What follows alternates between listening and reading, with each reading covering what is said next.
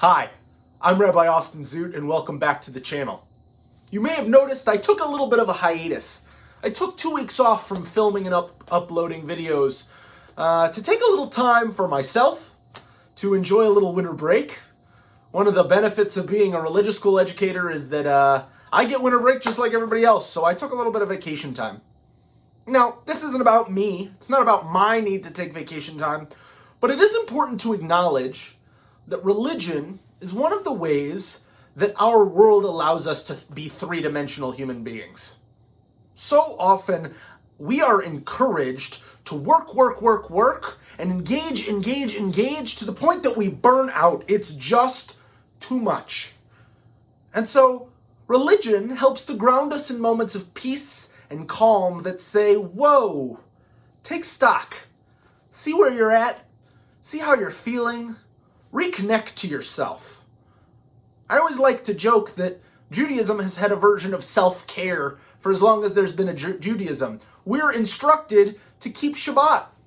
Shabbat is our way of saying, I don't owe the world 7 days of productivity in a week. I don't owe the world my best for 7 full days, 24 hours a day. Instead, I get the chance to take a deep breath, to step back, to take stock, to do all the things for myself that lift me up. So often I hear people say, I don't have time for Shabbat. I don't have time for self-care. There's an old quote that my mom used to love to show me, which was, you should meditate for 10 minutes every day, and if you don't have time, that's the day you should do 30 minutes of meditation. Which only goes to show that there's something about our inner need to indulge that part of ourselves that allows rejuvenation and recharge. Now, it's not lost on me that this is all happening right around January 1st, this time where our secular world, everybody agrees that it's time to reset and re-go. We re-begin, we re-engage this opportunity to say, let's go back to work, let's do this stuff again, but let's do it with energy, with conviction, and dare I say, a little bit of new resolution for making an impact.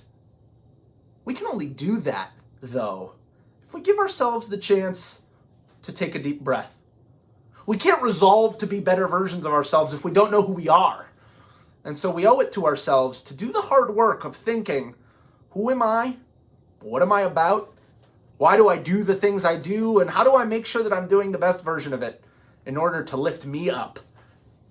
So often I find that we get product-driven instead of people-driven. We quantify our success by the numbers and by the ways in which we've accomplished tasks. What does it look like instead to say, am I fulfilled? Am I bringing meaning to my life? Am I offering meaning to others? So as we get started with this new year, 2022, and as we continue to ask our religion to help ground us, let's ask ourselves the question, what can we be doing to better key into our real goals, not just the benchmarks we set for ourselves, but our goals of happiness and uplift and connection?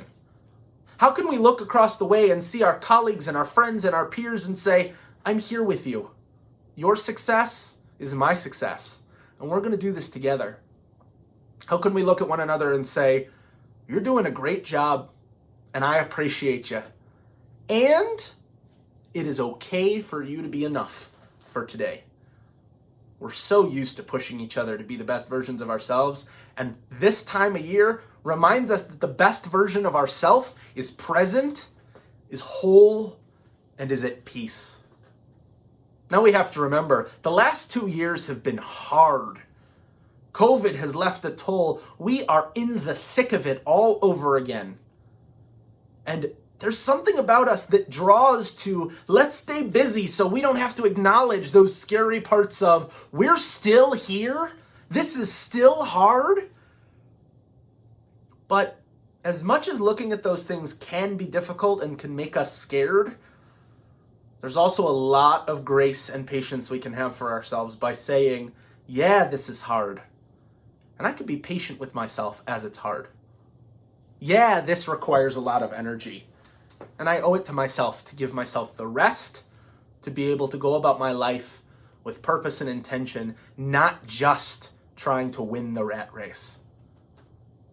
And so I invite you on this Monday, for so many of us, it's the first Monday back to work. It's the first Monday where we're getting going with our stuff. Let's remember what we're doing this stuff for.